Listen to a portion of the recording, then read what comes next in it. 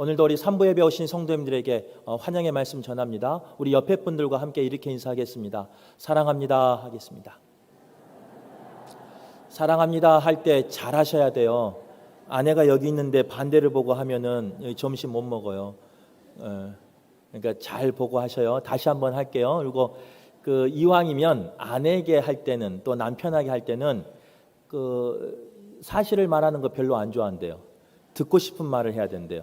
뭘 듣고 싶냐? 사랑한다, 예쁘다, 멋있다, 이 듣고 싶대요. 한번 이 시간 그렇게 인사하겠습니다. 사랑한다, 예쁘다, 멋있다, 이렇게 듣고 싶어 한다고요. 네, 이제 여러 가지 인사도 있겠지만 그렇게 인사하면요, 우리 사람은 그렇게 변한답니다. 오늘 계신 우리 성도님들이 다 사랑하는 분으로, 또 아름다운 분으로, 멋있는 분으로 변화되길 간절히 바라겠습니다. 오늘 말씀은 출애굽기 14장의 말씀인데요. 읽기는 이제 10절부터 16절까지 읽었지만 혹시 시간이 되시면 집에 돌아가셔서 14장 전체를 한번 읽어보시면 감사하겠습니다. 하나님께서는 이스라엘 백성을 사랑하셔서요, 지난주에 구름 기둥과 불 기둥으로 인도한 것을 우리는 말씀을 통해서 나누었어요.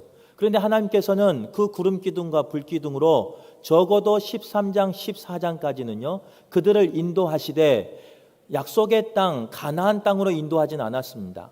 지난주에 말씀해 보면 그들을 어디로 인도하였느냐, 광야를 거쳐서 광야 끝 에담으로 인도하였다, 이렇게 기록하고 있습니다. 그리고 그 에담으로 이제 인도한 이유는 블레셋과의 전쟁을 피하기 위함이라 성경은 기록하고 있고요. 오늘 14장 1절과 2절의 말씀에 보면요, 하나님께서는 갑자기 모세를 통해서 광야 끝자락에 있는 이스라엘 백성에게 다시 명령하십니다. 그리고 지금 있는 곳에서 돌이켜 바다와 믹돌 사이 바닷가의 장막을 치라, 이렇게 말씀한 걸 볼 수 있어요. 바로 그 바다와 믹돌 사이 바닷가는 어디냐? 우리가 너무나 잘 알고 있는 홍해 앞이라고 생각하면 됩니다. 그런데 문제가 되는 것은요, 그들이 그 홍해 앞으로 옮겼을 때 오늘 4절과 5절의 말씀에 보면 바로가 문제가 되기 시작했어요. 바로가 장자가 죽고 자기 백성들의 첫째가 죽고 또 그 속해 있는 첫 것들이 죽어 나가니까 잠시 정신을 잃었는가 봅니다. 그런데 정신을 차리고 보니까요, 이스라엘 백성이 다 도망가고 말았어요. 그 도망간 이스라엘 백성을 잡기 위해서 오늘 4절과 5절 말씀에 보면 바로의 마음은 완악하여졌고 마음이 변하였다라고 기록하고 있습니다. 그래서 그 보내줬던 이스라엘 백성을 다시 잡아들이기 위해서 5절에서 9절 말씀에 보면 선발된 병거 600대와 애굽의 모든 병거를 동원해서 이스라엘 백성을 추격하라 명령합니다. 그리고 그 병거들은 어디까지 쫓아갔느냐? 이스라엘 백성이 머물고 있는 그 해변까지 쫓아간 내용이 9절까지 내용입니다. 그 쫓아간 내용, 이제 쫓아온 그 애굽 군사를 보고요, 이스라엘 백성은 어떻게 반응하느냐? 오늘 읽은 10절의 말씀이에요. 앞에는 홍해가 있었고 뒤에는 애굽 군사가 오고 있기에 그들은 두려워했다라고 성경은 기록하고 있습니다. 그리고 하나님 앞에 부르짖었는데 부르짖는 데서 끝나는 것이 아니라 지도자인 모세에게 원망을 쏟아내기 시작했습니다. 우리가 죽을 데가 없어서, 우리가 매장지가 없어서 이곳까지 인도했느냐? 그러게 우리가 옛날에 말한 것처럼 오지 않기를 원하지 않았느냐 하면서 모세에게 여러 가지 원망과 불평을 쏟아내고 있다는 거예요. 그런데 이 모습은요, 이스라엘 백성의 모습에서 끝나지 않습니다. 오늘 이 세상을 살고 있는 우리의 모습도 이와 비슷할 때가 있다는 거예요. 원하진 않지만 우리에게 홍해라는 것이 나를 가로막을 때가 있습니다. 또한 원하진 않지만 애국 군사가 나를 잡아 죽이려고 쫓아오는 상황이 있을 때도 있다는 거예요. 인생의 홍해 앞에서 건너야 하는 사람도 있고요, 나를 옥죄는 애국 군사로부터 도망가야 하는 그런 성도도 있다는 거예요. 아니, 누군가는요, 그 홍해를 건너지도 못하고 쫓아오는 애국 군사와 같은 그런 상황 속에서 울 수밖에 없는, 좌절할 수밖에 없는, 무너질 수밖에 없는 그런 성도도 우리 가운데 있을 수 있다는 거예요. 그런 우리에게 오늘 말씀은요, 하나님께서 이스라엘 백성에게 깨달아 알기를 원한 게 있었습니다. 동일하게 이스라엘 백성과 비슷한 홍해를 만난 애국 군사를 만난 우리에게도 깨달아 알기를 원하고 계신다는 거예요. 바라긴 오늘 말씀을 통해서 이스라엘 백성에게 말하신 하나님의 음성이 나에게 들리는 말씀 되시길 간절히 바라겠습니다. 첫 번째로 홍해와 애국 군대와 같은 문제 앞에서 하나님은 가만히 서 있으라 이렇게 원하셨다는 거예요. 출애굽의 그 감격이 채 사라지기도 전에요. 이스라엘 백성에게는 감당할 수 없는 위기가 찾아왔습니다. 조금 전에 나눈 것처럼 바로가 강팍해졌어요. 바로의 마음이 변해버렸어요. 그래서 이스라엘 백성을 쫓고 있는 상황이었습니다. 그런데 쫓고 있는 그 상황 가운데 이스라엘 백성은 한치도 앞으로 나갈 수 없는 그 홍해 앞에 머무르고 있었다는 거예요. 더 이상 도망갈 수 없는 상황 속에서 이스라엘 백성은 눈에는 애굽의 군대가 보이기 시작했고요. 또 이쪽을 바라보니까 홍해가 보이기 시작했다는 거예요.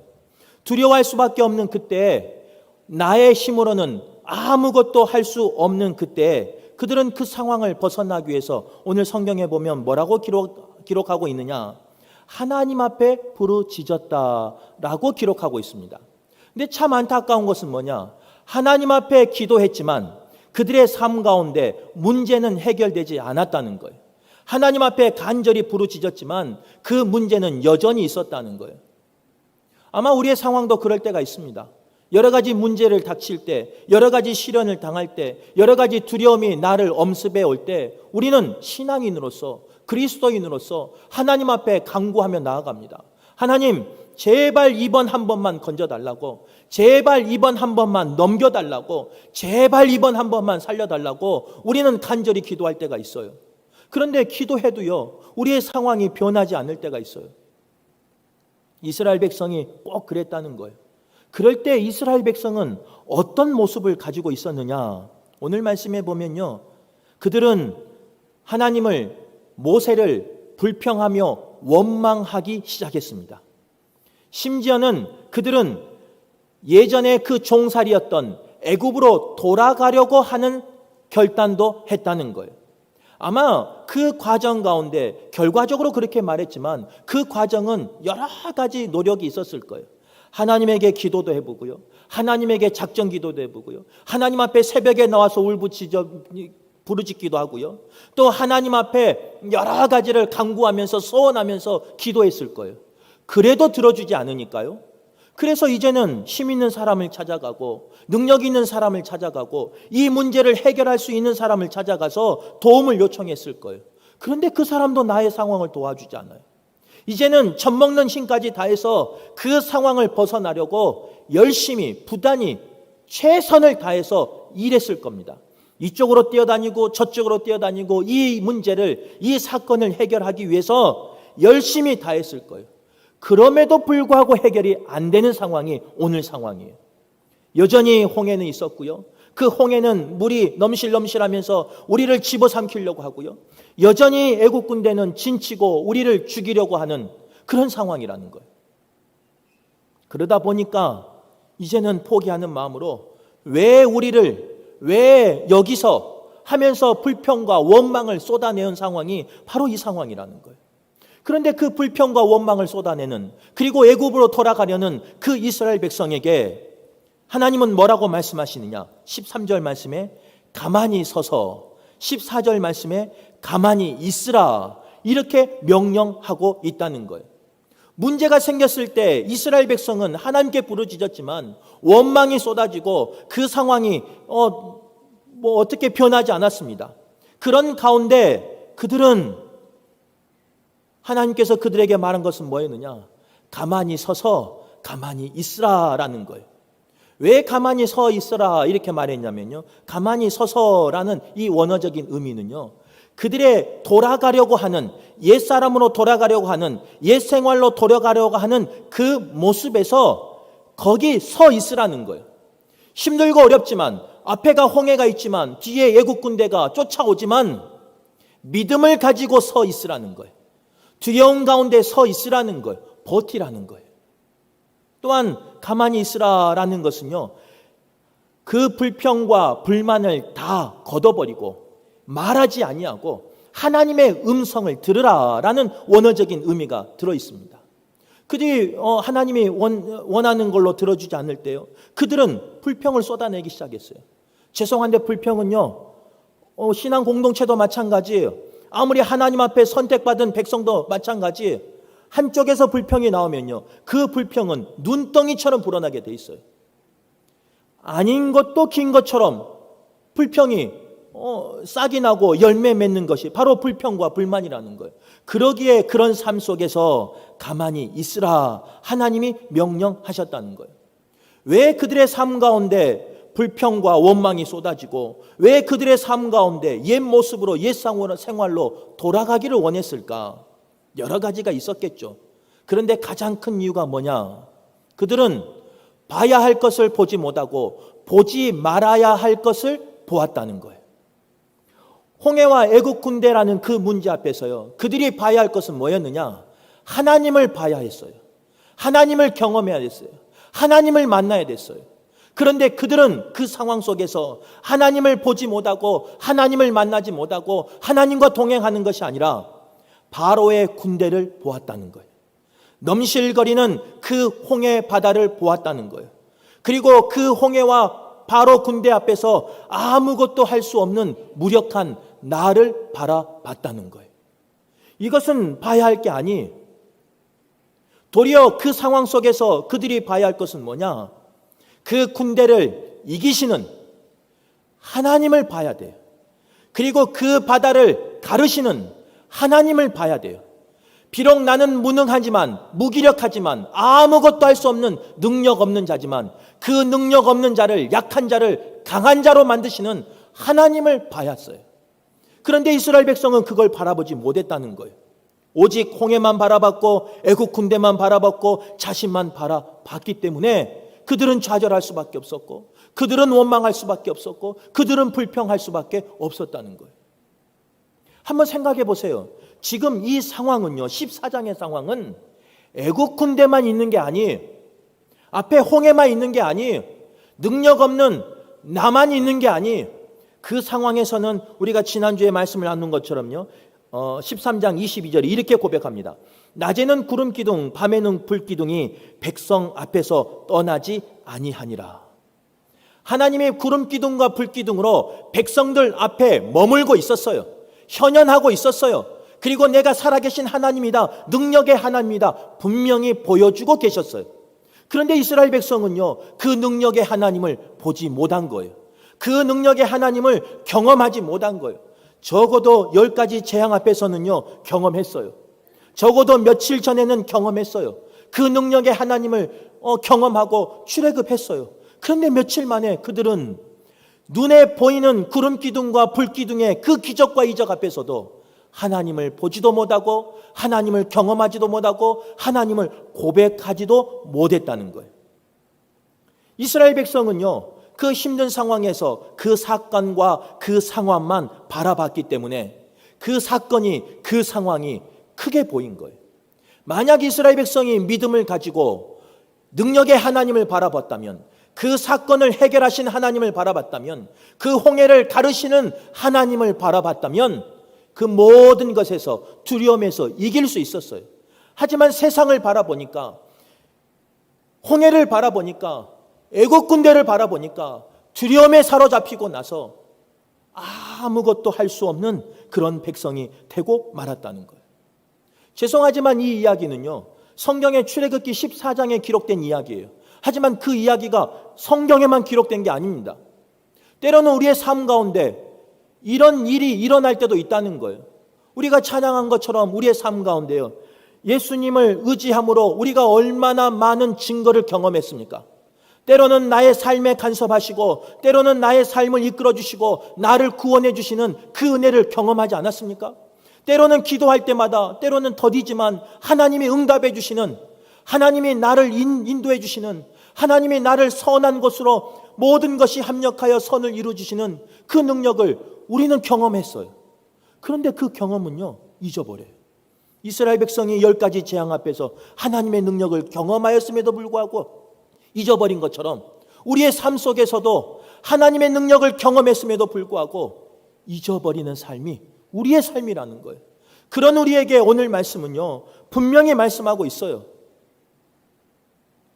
그 힘들고 어려운 그 상황 속에서 나의 힘으로, 나의 능력으로 분주하게 움직이는 것이 아니라 오직 가만히 서서, 가만히 있으면서 잠잠히 하나님을 바라보라, 이렇게 말씀하고 있는 거예요. 하나님의 능력을 사모하라, 하나님의 그 능력을 회복하라, 이렇게 말씀하고 있는 거예요. 오늘 예배한 우리 성도들에게 그런 은혜가 있기를 간절히 바라겠습니다. 볼 것을 보기를 바라고 보지 말아야 할 것을 보지 아니하는 은혜가 우리 성도들에게 있길 간절히 바라겠습니다. 사랑하는 우리 자녀들에게도 동일한 은혜가 있기를 바라요. 우리 성도들이 눈물로 기도하는 자녀들 아니겠습니까? 새벽마다 기도하는 자녀 아니겠습니까? 그 자녀들이 타지에 있든 직장 생활에 있든 아니면 취업을 준비하든 학업 중에 있든 군 생활 중에 있든 만나야 할 사람을 만났으면 좋겠고 봐야 할 것을 봤으면 좋겠어요. 특별히 보되 만나되 여호와 하나님을 만나며 여호와 하나님을 경험하며 여호와 하나님을 바라볼 수 있는 영적인 눈이 띄어 있는 귀한 자녀들 되길 간절히 바라겠습니다. 그래서 홍해가 나를 막아도 애국 군대가 나를 쫓아와서 나를 삼키려고 해도 그 모든 곳에서 하나님을 바라봄으로 이기는, 넉넉히 이기는, 승리하는 우리 자녀들 되길 간절히 바라겠습니다. 두 번째로요, 홍해와 애국 군대와 같은 문제 앞에서 하나님은 믿음으로 나아가길 원하고 계신다는 거예요. 두려워하고 불평하고 원망하고 있는 이스라엘 백성을 보고요, 지도자인 모세는 뭘 했냐? 하나님 앞에 기도했습니다. 그런데 오늘 15절 말씀해 보면 그 기도할 수밖에 없는, 또 기도하고 있는 그 모세에게, 기도하고 있는 모세에게 하나님께서는 꾸짖듯이 이야기하셔요. 뉘앙스가 그래요. 왜 너 지금 기도만 하고 있느냐? 이런 뉘앙스로 말씀하고 있다는 거예요. 그러면서 그 꾸짖듯이 말씀하시면서 모세에게 명령하는데 뭐라고 명령하느냐? 이스라엘 백성에게 명령하여 앞으로 나아가게 하라. 지팡이를 들라. 손을 바다 위로 내밀라. 홍해를 갈라지게 하라. 이렇게 명령하고 있다는 거예요. 그런데 이 상황을 잘 한번 봐보세요. 하나님이 홍해를 가르는 역사를 보여준 다음에 이 말씀을 하신 게 아니에요. 하나님이 애국 군대를 다 멸하시고 이 말씀을 하는 게 아니에요. 하나님이 믿음으로 나아가기를 원하는 그 시점은 어떤 상황이냐? 모든 상황이 정리된 상황이 아니에요. 내가 원하는 대로 응답받고 응답이 있는 상황이 아니라는 거예요. 기도했지만, 부르짖었지만, 하나님 앞에 간구했지만 여전히 그 상황은 정리되지 아니한 상황이 오늘 15절의 상황이라는 거예요. 여전히 문제된 상황이 그대로 앞에도 있고 뒤에도 있고 나에게도 있고 백성에게도 있는 그 상황이 바로 오늘 15절의 상황이라는 거예요. 그런데 그런 문제가 있는 상황 가운데 모세는 어떻게 하느냐? 하나님 앞에 순종하며 나아갑니다. 그랬더니 하나님이 그 홍해를 가르게 하는, 그 홍해를 마른 길로 건너게 하는 복을 허락해 주셨다는 거예요. 그게 바로 21절에 나와요. 그런데 21절을 잘 한번 읽어봐요. 이따 댁에 돌아가셔서. 그 21절의 그 시간차는요, 처음 시작할 때와 마지막 끝날 때 차는 적어도 8시간 이상은 차이가 나요. 왜냐? 밤새도록 일어난 일이 21절의 사건이에요. 21절은 이렇게 기록하고 있습니다. 모세가 바다 위에 손을 내밀매. 즉 이 말씀은 무슨 말씀이냐? 하나님의 능력을 의지해서 순종하며 나아갔다는 거예요. 하나님이 명령하신 것 그대로 나아갔다는 거예요. 그런데 문제가 해결돼야 되는데, 아니면 그 문제가 조금은 완화돼야 되는데, 그 산과 같은, 그 고비와 같은, 그 언덕과 같은 일이 적어도 평탄하게는 돼야 되는데 그렇지 않아요. 오늘 21절 중반절에 보면요, 모세가 바다 위에 손을 내밀매 순종했는데요, 여호와께서 큰 동풍이 밤새도록 이렇게 기록하고 있어요. 물론 이 결과를 우리가 잘 알아요. 그 큰 동풍이 일어서 밤새도록 일어서 그 바다를 나누고 가르고, 그리고 그 땅이 마르게끔 하여서 이스라엘 백성이 마른 땅을 걸어게 하셨다는 그 말씀이 21절 말씀이에요. 그러나 이것을 전체로 보지 말고요. 시간으로 한번 봐보세요. 순종하며 나아갔는데 여호와 하나님께서 모세에게 준 것은 뭐였느냐? 이스라엘 백성에게 준 것은 뭐였느냐? 큰 동풍이었다는 거예요.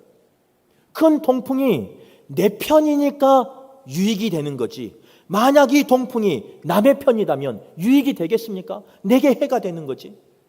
그리고 이 동풍이 일어난 그 시점을 한번 생각해 보세요. 하나님 앞에 기도하고 손을 벌려서 손을 내밀어서 지팡이를 들고 이렇게 기도했어요. 그런데 하나님께서 쫙 갈라지게 하면 얼마나 은혜스러운데 세상에 동풍이 불어서요. 그 홍해가 요동치기 시작하는 거예요. 우리가 이 모든 사건을 아니까 참아내죠. 만약 이 순간에 있었다면 동풍 같은 태풍 같은 그것이 불고 있는데 그래서 요동쳐서 이제는 나를 집어삼키려고 하고 있는데 거기서 계속 기도할 사람이 있습니까? 거기서 순종하면서 계속 손들고 있을 사람이 있습니까?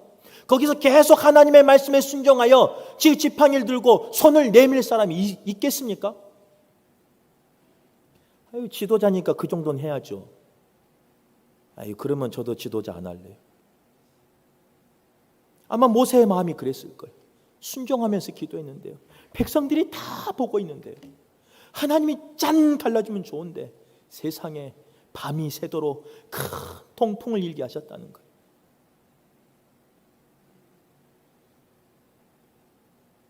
우리의 삶이 그럴 때가 있어요. 하나님 앞에 순종함으로 나아가지만, 결단하고 나아가지만, 작정하며 기도하고 나아가지만 하나님이 그 문제를 해결하신 것이 아니라 도리어 나에게 큰 동풍을 일게 하실 때가 있다는 거예요. 나에게 큰 동풍을 주실 때가 있다는 거예요. 그리고 그 큰 동풍을 밤새도록 주실 때가 있다는 거예요. 그 동풍 때문에 이스라엘 백성은 마른 때까지 그 밤이 새도록 한 발자국도 나가지 못했어요.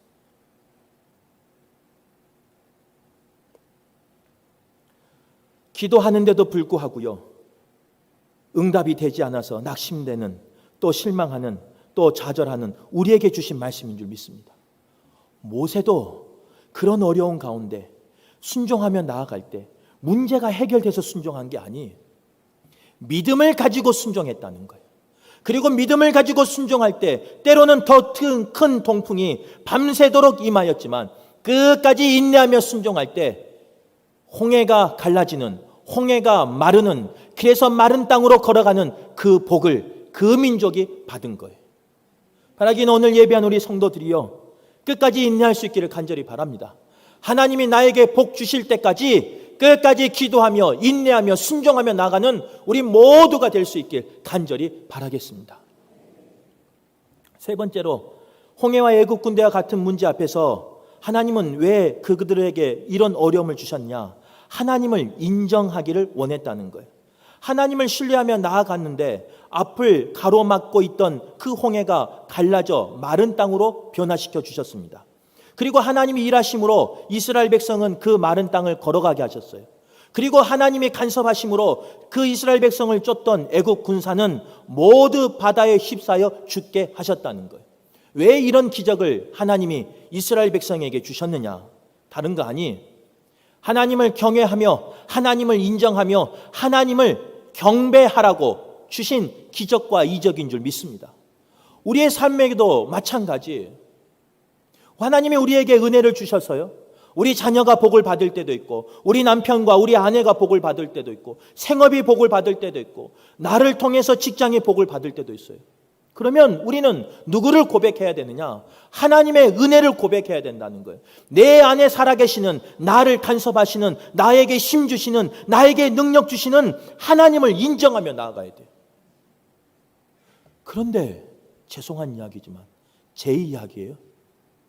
기도할 때는 그렇게 해요. 찬송 부를 때는 그렇게 해요.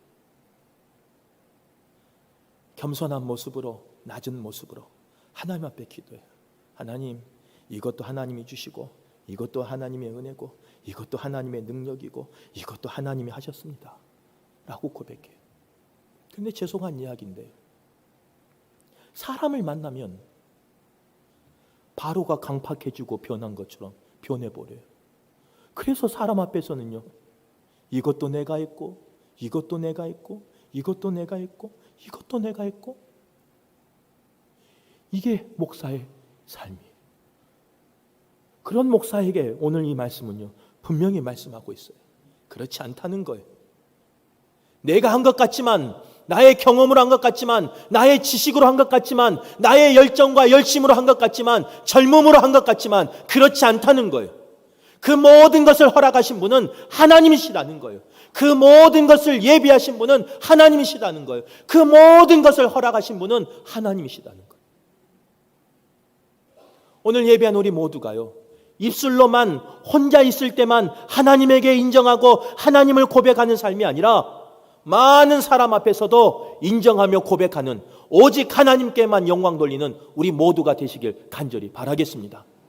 그래야 그 홍해를 건넌 복이 참 복이 되는 거예요. 그래야 그 애국 군대에서 건져주신 것이 참 복이 되는 거예요. 그래야 가나안 땅에 들어가는 것이 나에게 복의 근원이 되는 거예요. 만약 하나님이 하셨다, 그 고백이 없다면, 그 인정함이 없다면 도리어 그 복이 화가 될 수 있어요.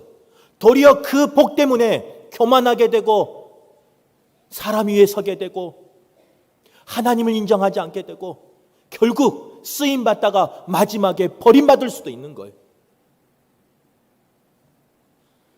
말씀을 정리하겠습니다. 오늘 이 말씀을 이제 묵상하면서 계속 나가는데, 말씀은 이스라엘 백성에게 깨닫게 하는 그걸 이제 준비했어요. 그런데 계속해서 제 마음 가운데 드는 것은 뭐냐? 이스라엘 백성에게 말씀하신 것뿐만 아니라 오늘 14장의 말씀 가운데는 죄송하지만 바로에게도 말씀하는 내용이 있다는 거예요. 지도자에게 말씀한 내용이 있다는 거예요. 오늘 14장 20절을 이제 돌아가서 한번 읽어보세요. 거기에 보면 저편은 구름과 흑암이 있고요, 이쪽은 밝음이 있었어요. 이 흑암이라는 단어는 하나님께서 모세를 통해서 애굽을 심판하실 때 9번째 재앙에 속한 내용이 이 흑암입니다. 동일한 단어를 쓰고 있어요. 그러면 지도자라면 감이 와야죠. 이스라엘 백성을 한번 이제 상상해 봐요. 이스라엘 백성을 쫓아갔어요. 그런데 구름이 막아요. 나를. 이제 바로가 전데 구름이 막아요. 그리고 그 구름이 내가 있는 쪽은, 내 진영은 흑암으로 덮어버렸네요.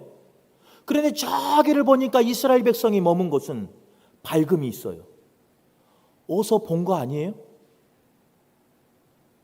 어젯밤 드라마에서 본 게 아니고 지난주 설교 시간에 우리가 들은 내용이에요. 9번째 재앙이 그랬다고요. 그러면 지도자라면, 영적으로 민감한 사람이라면 분별해야죠. 아차, 하나님이 이스라엘 백성과 함께 하는구나, 우리와 함께 하지 않는구나, 우리에게 흑암의 재앙이 다시 임했구나. 흑암의 재앙 다음에 무슨 재앙이에요? 장자의 죽음, 죽음의 재앙이에요. 자칫 잘못하면, 여기서 돌이키지 않으면, 여기서 더 나아가면 나에게, 우리에게, 우리 진영 가운데 죽음의 재앙이 임할 수도 있구나 깨달아 알아야죠, 지도자라면. 그런데 오늘 바로는요, 깨달아하지 못해요.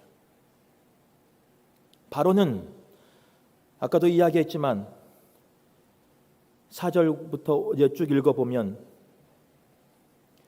마음이 완악해졌어요. 마음이 변해버렸어요. 그리고 그 바로의 마음에는 어떤 마음이 가득했냐? 그 장자의 죽음, 내 사랑하는 장자의 죽음, 내 백성들의 장자의 죽음, 그리고 내 이 민족의 그 모든 첫 것들의 죽음, 이것을 준 사람은 누구였느냐? 이스라엘 백성 때문이었어요. 나에게 잘못을 찾는 것이 아니라, 순종하지 아니하는 나에게서 그 죄를 찾는 것이 아니라 너에게서 찾았어요. 너 때문이라는 거예요. 그래서 그 바로의 마음은 완악해지고 변해버리고 결국은 그 감정으로 그 마음이 가득해져 버린 거예요. 그 분노의 감정이 가득해져 버린 거예요. 그 복수하고 싶은 마음이 가득해져 버리는 거예요. 그러니까 어떻게 되느냐? 지도자인데도 불구하고 영적인 눈이 가려져 버려요. 그 흑암의 재앙을 보고서도 10번째 장자의 죽음을 경험하였으면서도 분별하지 못한 왕이 누구냐? 바로 왕이었어요. 죄송한 이야기지만 분별하지 못한 바로 왕 때문에 누가 죽어요? 자신들의 모든 군사가 다 죽어버려요. 자신이 선발대로 보냈던 그 모든 군사, 이스라엘 백성을 쫓아서 죽이려고 했던 모든 군사 다 죽어나가요. 오늘 이 말씀이 목회를 하고 있는 저에게 주신 말씀이라고 저는 믿어요. 목사가 영적으로 깨어있지 못하면 목사만 죽는 게 아니에요. 다 죽어요. 목사가 영적으로 민감하지 않으면 목사 가정만 죽는 게 아니에요. 다 죽어요. 그래서 우리 성도님들이 기도하시라는 거예요. 제가 예뻐서 기도하라, 제가 뭐 멋있어서 기도하라, 아니에요.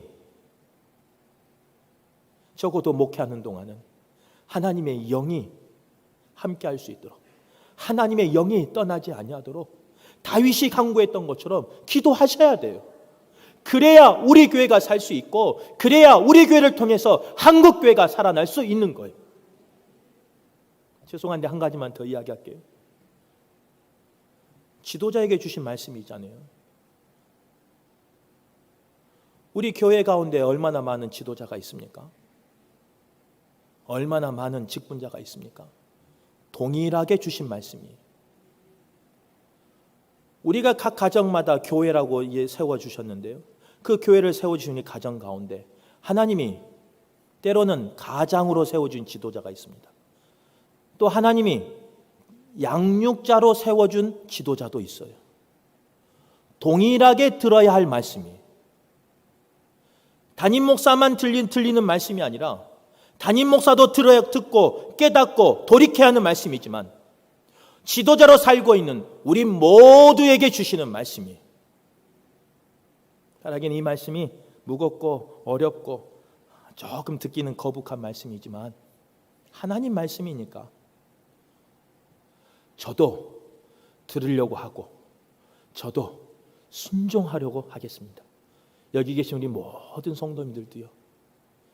내 마음에 있는 감정과 내 마음에 있는 모든 복수하고 싶은 마음과 그 모든 인간적인 마음 다 내버리고 영이 맑아지셔서 분별하는 우리 모두가 되시길 간절히 바랍니다. 그래서 여기 계신 성도님이 먼저 사세요. 그리고 우리가 기도하는 우리 자녀가 살길 바라요. 그리고 그 후손까지 살아나는 역사가 여기 계신 성도를 통해서 나타나길 간절히 바라겠습니다.